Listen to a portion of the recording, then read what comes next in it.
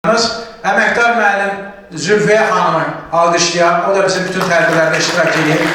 Günlərim bir an fikirləşdim ki, qısa bir söz deyəm, amma biraz fərqli olsun, mənim çıxışlarımı dinləyənlər var.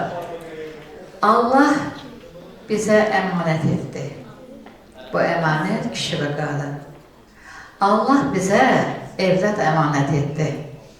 Allah bizə vətən, dövlət, millət, dinə əmanət etdi. Və bu bütün əmanətlərin qorunmasında xüsusi rolu olan Azərbaycan məktəbi və müəllimi var. Bugün biz ona görə qürurluyuq ki, bizim şəhidimiz bizə əmanət, qazimiz bizə əmanət, insanımız əmanət, təbiət və cəmiyyət də əmanətdir, əzizlərim. Təhsilə xidmət göstərən hər kəsin qarşısına baş əyirəm. Çox ciddidir valideyn, müəllim, şagird üçlüyünün idarə olunması.